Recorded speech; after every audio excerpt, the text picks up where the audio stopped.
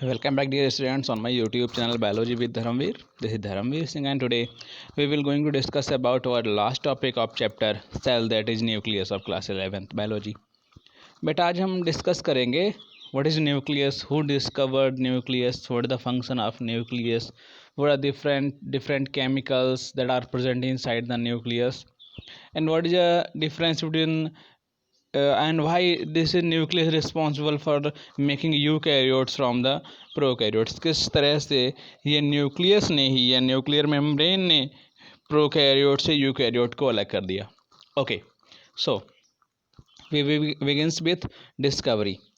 The nucleus as a cell organelle was first described by the Robert Brown. Means first nucleus was discovered by which scientist? Robert Brown. Robert Brown discovered a nucleus. One second. Yes. Robert Brown discovered a nucleus in 1831. Later, the material of the nucleus stand by the basic dyes was given the name chromatin by the Fleming. Means chromatin. What is chromatin?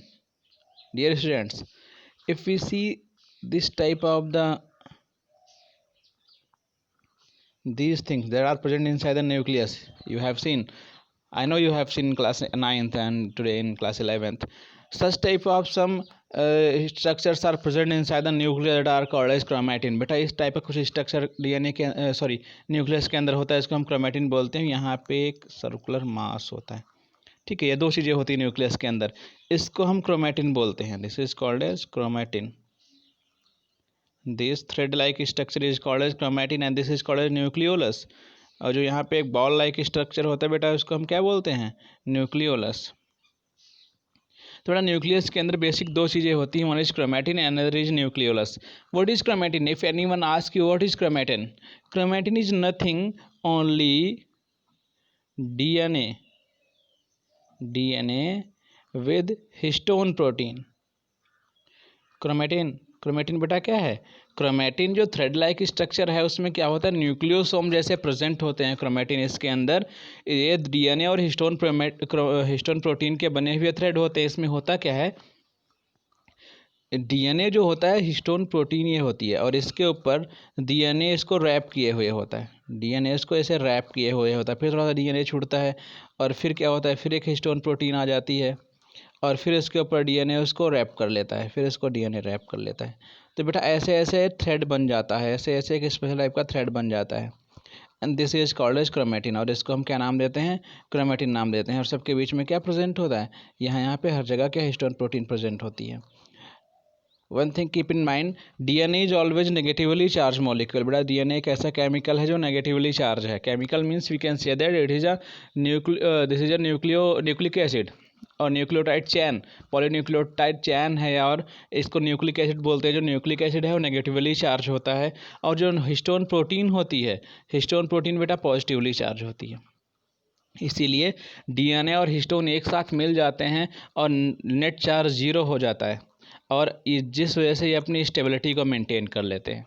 Okay, net charge become zero, that's why this DNA and histone in the form of chromatin maintain their stability और stable हो जाते हैं. तो बेटा यही जो हम देख रहे थे न्यूक्लियस के अंदर chromatin, but number of students are also known as the जिस DNA found in the form of the chromosome से डीएनए क्रोमोसोम के फॉर्म में मिलता है. तो बेटा क्रोमोसोम क्या होता है? क्रोमेटिन से क्रोमोसोम सिर्फ उसी टाइम पे बनते हैं जब हमारी सेल को डिवाइड करना होता है. सेल को डिवाइड करना 1 से 2 या 1 से 4 होने हैं, ठीक है. अब इस थ्रेड लाइक स्ट्रक्चर को आपसे कोई बोले इसको हाफ कर दो तो हाफ करना बहुत टिपिकल होगा. दैट्स वाई दिस सेल और DNA have a special type of phenomena that is called as cell division. और सेल डिवीजन के टाइम पे क्या होता है, at the time of cell division this chromatin arrange themselves in the case in the form of the aggregations of the DNA and this aggregation is called as the nucleus. और इसको हम क्या नाम दें? Nucleus.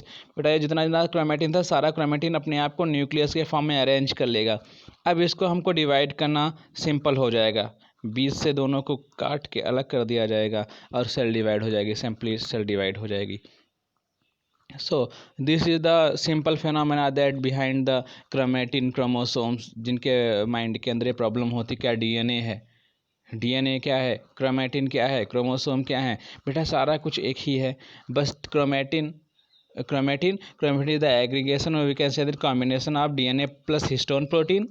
And when the cell going to be divide, और जब cell divide होने के लिए जाती है, then what happens, this chromatin, we can say that this chromatin that is in the form of DNA converted into a aggregation के form में aggregate हो जाता है एक जगह पे, and these aggregations are called as chromosomes. इनको हम chromosomes नाम देते हैं.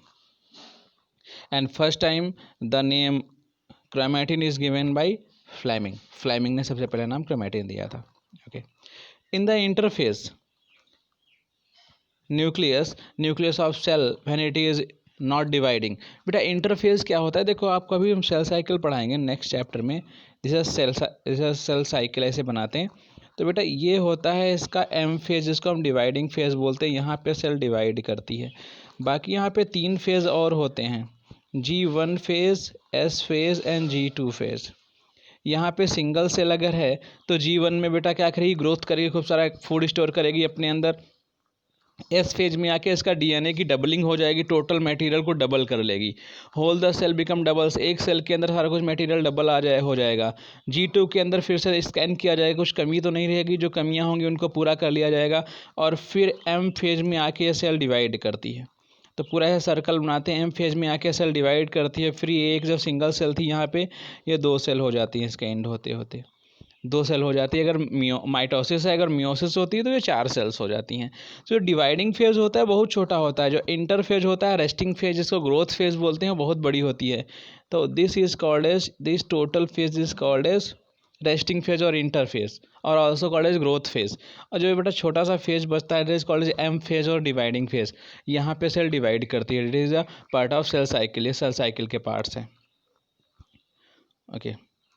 In the interphase, nucleus has highly extended and elaborated nucleoprotein fibers called chromatin.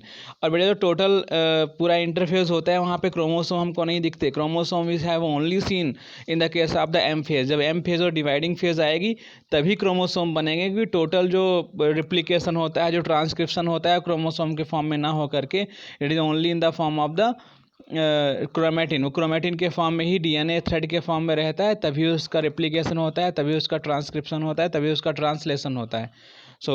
इसलिए क्रोमेटिन रिस्पॉन्सिबल होता है इन सब चीज़ों के लिए. इसलिए क्रोमोसोम्स हमेशा तभी बनते हैं जब सेल को डिवाइड करना होता है. बाकी सारी अगर फंक्शनल हमको देखना है, डीएनए जब फंक्शनल होता है, that is only in the form of the chromatin. Chromatin के फॉर्म में ही डीएनए फंक्शनल होता है. Chromatin nuclear matrix and one और मोर स्फेरिकल बॉडीज कॉल्ड न्यूक्लियोलाई और nucleolus.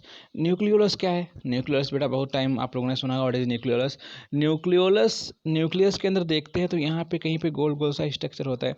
Nucleus the aggregation of the 5 chromosomes in the case of human. अगर हम human की बात करें तो ये क्या होता है, ये न्यूक्लियस जो है क्रोमोसोम्स का ही एग्रीगेशन, क्रोमोसोम का एक गुच्छा होता है जो आरएनए बनाने के लिए रिस्पॉन्सिबल होता है. कौन सा? एक स्पेशल टाइप का आरएनए होता है जिसको हम राइबोसोमल आरएनए बोलते हैं.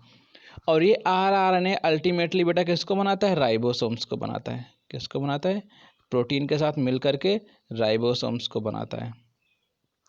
तो न्यूक्लियस क्या है? न्यूक्लियस बेटा क्या है? न्यूक्लियस इज द अरेंजमेंट और एग्रीगेशन ऑफ द 5 क्रोमोसोम्स. 5 या 6 क्रोमोसोम्स का एक एग्रीगेशन होता है. कुछ क्रोमोसोम का ऐसे बोल सकते हैं, कुछ क्रोमोसोम का एक बना हुआ बॉल लाइक स्ट्रक्चर होता है. और ये क्रोमोसोम्स ट्रांसक्रिप्शन कर करके डीएनए ही होते हैं, और ट्रांसक्रिप्शन करके आरएनए बनाते हैं. कौन सा? राइबोसोम बनाने वाला आरएनए. और ये आरएनए प्रोटीन के साथ में मिल करके अल्टीमेटली राइबोसोम्स को बनाता है. Okay, so as this is a electron microscopic structure of the living cell. But इसमें हम देखते हैं न्यूक्लियोप्लाज्म हमको चारों तरफ दिख रहा है, जो फ्लूइड भरा होता है. Fluid that is filled inside the nucleus is called as nucleoplasm. As the fluid that is filled inside the cell between the cell nuclear membrane and the cell membrane. जो फ्लूइड न्यूक्लियर मेम्ब्रेन और cell membrane के बीच में है उसको हम cytoplasm बोलते हैं. और जो न्यूक्लियस के अंदर है उसको हम क्या बोलते हैं? न्यूक्लियोप्लाज्म बोलते हैं. और इन जब दोनों को मिला देते हैं, दैट इज कॉल्ड प्रोटोप्लाज्म. जब nucleoplasm plus cytoplasm equals to protoplasm. ये न्यूक्लियस बेटा, यहाँ पे देखो न्यूक्लियस एक गुच्छा सा दिख रहा है, it is called nucleus. Okay, जैसे यहाँ पे देखो बेटा सबको क्या दिख रहा है? न्यूक्लियोलस. कुछ न्यूक्लियर पोर होते हैं, जैसे न्यूक्लियस से बन करके आरएनए वगैरह बाहर आते हैं, न्यूक्लियस के मटेरियल्स इन्फॉर्मेशंस बाहर आती हैं, और ये न्यूक्लियर मेम्ब्रेन है. Okay,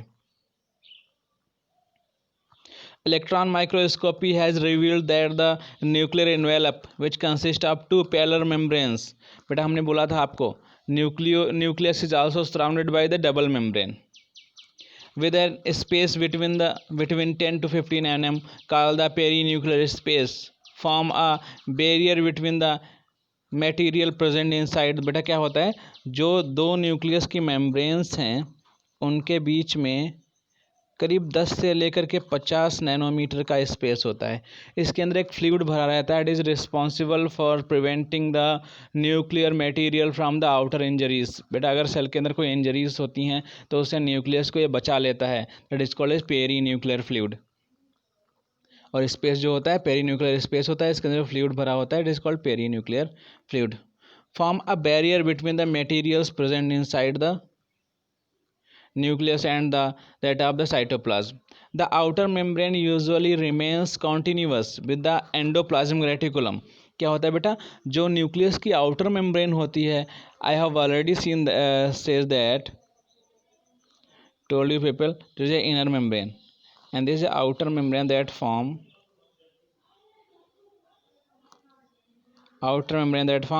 ER। बेटा ये जो आउटर मेम्ब्रेन होती है न्यूक्लियस की, ये हमेशा ER बनाती है। दैट्स वाई वी अंडरस्टैंड और learn in the case of the endomembrane system. Endomembrane system consist of outer membrane of nucleus, endoplasmic reticulum, Golgi body, lysosomes and vacuoles, 5 cell organelles. Okay, the outer membrane usually remains continuous with the endoplasmic reticulum and also bears ribosome on it. Those endoplasmic reticulum which bears ribosomes are called as rough endoplasmic reticulum or RER, responsible for the protein synthesis. And those that are not bears any kind of ribosomes are become smooth, that way they are called as smooth endoplasmic reticulum and responsible for detoxification and lipid synthesis. At a number of places the nuclear envelope is interrupted by the minute pores. बेटा क्या होता है, जो nuclear membrane होती है उसमें छोटे छोटे पोर्स होते हैं, that are called as nuclear pore, which are formed by the fusion of its two membranes. क्या होता है बेटा, जब जहाँ जहाँ पे ऐसे इन्होंने बोला है, जो बोला है उसका ये मतलब है कि कहीं कहीं पे क्या होता है, जो आउटर मेम्ब्रेन है इनर मेम्ब्रेन आपस में फ्यूज हो जाती हैं, मिल जाती हैं, तो उसकी वजह से क्या बेटा बन जाएगा, कुछ स्पेशल टाइप के पोर्स बन जाएंगे। इनको हम क्या नाम देंगे, ये जो पोर्स बने हैं that are called nuclear pore, इनको हम क्या नाम देते हैं, nuclear pores. This nuclear pores are the passage through which movement of RNA, जो बेटा आरएनए बनेगा न्यूक्लियस के अंदर, movement of RNA and protein molecule takes place in both directions, अंदर और बाहर दोनों तरफ आते जाते रहते हैं, between the nucleus and the cytoplasm. Normally there is only one nucleus per cell. Okay, variations in the number of nuclei are also frequently observed. Can you recall or recollect name of the organism that have the more than one nucleus per cell? Okay, I think you people give the answer. Some mature cells even lack nucleus, example erythrocyte of many mammals and sieve tubes of the cells of the vascular plant. बेटा क्या होता है, जो RBCs होती हैं they don't have any kind of nucleus. RBCs के अंदर और मैच्योर RBCs के अंदर कोई भी न्यूक्लियस नहीं होता है। We can also say that sieve tubes of the vascular plants. बेटा वेस्कुलर प्लांट्स के अंदर जो हम जाइलम फ्लोएम पढ़ते हैं, जो जाइलम के अंदर जो फ्लोएम के अंदर सीव ट्यूब्स होती हैं और कैम्पेनियन सेल्स होती हैं, जो सीव ट्यूब्स होती हैं उनके अंदर भी बेटा क्या नहीं होता है, न्यूक्लियस नहीं होता है। Would you consider these cells are living? क्या आप बताओगे ये लिविंग हैं? Yes, these cells are living. This nuclear matrix or the nucleoplasm contains nucleolus and chromatin।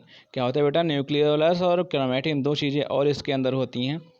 The nucleoli are the spherical structure present in the nucleoplasm। nucleoli और nucleus same thing।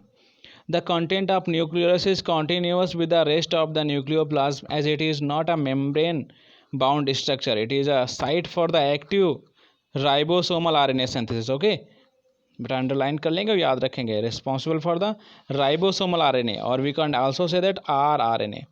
Ribosomal RNA और rRNA responsible for the formation of ribosomes associated with the proteins. Large and more numerous nuclei are present in cells actively carrying out protein synthesis. ठीक है बेटा, जिनके अंदर बहुत ज़्यादा protein synthesis होती है उनके अंदर ये बहुत ज़्यादा बड़े होते हैं। You may recall that the interphase nucleus has a loose and indistinct network of the nucleoprotein fibres called chromatin. बेटा जो इंटरफेस का जो भी हमने बोला था ना, G1 फेज, S फेज और G2 फेज, इन सब में जो डीएनए है बेटा थ्रेड लाइक स्ट्रक्चर में प्रेजेंट होगा, that is called as chromatin. Chromatin के फॉर्म में प्रेजेंट होगा। But during different stage of cell division, लेकिन जैसे सेल डिवीजन स्टार्ट होगा, जैसे ही एम फेज आएगी, cell shows structured chromosome in place of the nucleus. क्या बेटा, जैसे ही सेल डिवीजन स्टार्ट होता है तो जो सारा का सारा क्रोमैटिन है, chromatin ultimately converted into the aggregated structures and well differentiated structures that are called as chromosomes. बेटा आप क्रोमोसोम बन जाएंगे तो फिर क्या होगा, सेल को डिवीजन करने में देखो कितनी आसानी हो जाएगी।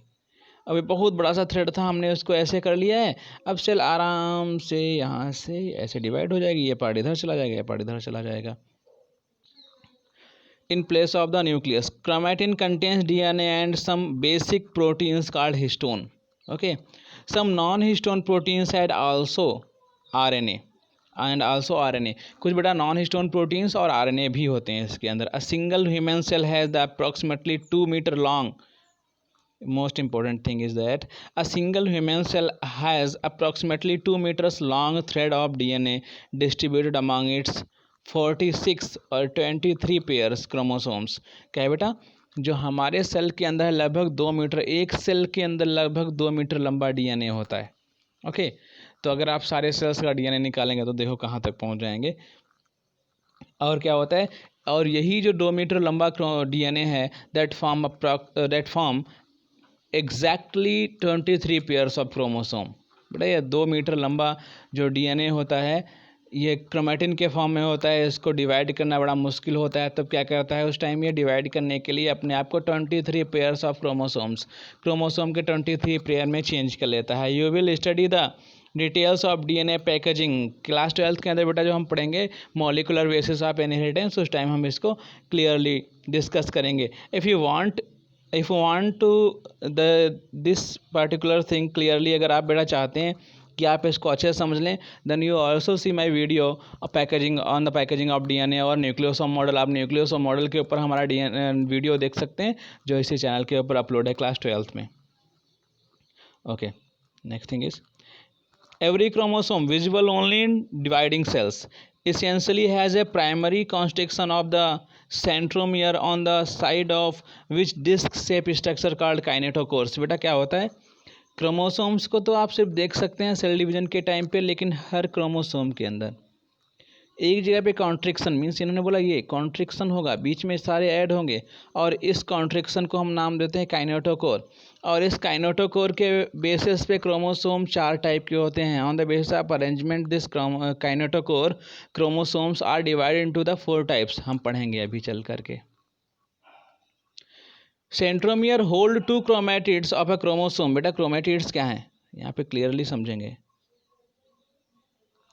ये बेटा क्रोमैटिड्स होते हैं, एक ही क्रोमोसोम के जो थ्रेड होते हैं are called as chromatids. When these chromatids attach from a same centromere, then they are called as sister chromatids। और बेटा जब ये अलग अलग सेंट्रोमियर से अटैच होते हैं, then they are called as non sister. ये इसके साथ में हमेशा नॉन सिस्टर है और ये दोनों आपस में सिस्टर हैं। Centromere hold 2 chromatids of a chromosome. Based on the position of the centromere, the chromosomes can be classified into 4 types। Centromere kinetochore same thing है, थोड़ा सा डिफरेंस होता है, बाद में हम बताएंगे। अब बेटा क्या है, इस सेंट्रोमियर के बेस पे डीएनए ये क्रोमोसोम को हम 4 टाइप में क्लासीफाई करते हैं, जिससे electron microscopic structure. Okay, here we can say that, यहाँ बेटा हम देखेंगे क्रोमोसोम 4 टाइप के होते हैं, आपको पहले बताते हैं। First is called acrocentric, then metacentric, submetacentric and telocentric. देखते हैं। The metacentric chromosome has the middle centromere. बेटा सबसे पहले क्या होगा, मेटासेंट्रिक। अगर जो ये क्रोमोसोम हम पढ़ रहे हैं, दिस इज मेटासेंट्रिक, मीन्स दोनों थ्रेड का जो बेटा साइज है बिल्कुल सेम होगा। अपर थ्रेड लोअर थ्रेड का साइज सेम होगा और सेंट्रोमियर दोनों के बीच में होगा. Such type of chromosomes are called as metacentric. Metacentric chromosome has middle centromere forming two equal arms of the chromosome. Submetacentric बेटा क्या होगा, थोड़ा सा जैसे क्या हुआ, थोड़े ऊपर वाले छोटे या नीचे वाले थोड़े छोटे कर सकते हैं. एक थोड़े बड़े ऊपर वाले थोड़े छोटे, तो बेटा क्या हो जाएगा, सब मेटासेंट्रिक. देखते हैं. The sub metacentric chromosomes has centromere slightly away from the middle of the chromosomes resulting into one shorter arms and one longer arm. बेटा एक क्या हो जाएगी, शॉर्टर हो जाएगी और दूसरी क्या हो जाएगी, थोड़ी सी लॉन्गर हो जाएगी. थर्ड बेटा देखते हैं एक्रोसेंट्रिक. एक्रोसेंट्रिक में बेटा फिर से क्या होगा, थोड़ा सा ये बिल्कुल ऊपर चला जाएगा और ऊपर की तरफ थोड़ी सी आर्म बचेंगी और नीचे वाली आर्म बहुत बड़ी हो जाएंगी. मीन्स एक आर्म बहुत छोटी है और दूसरी आर्म बहुत बड़ी. That is called as acrocentric. दिखाते हैं आपको.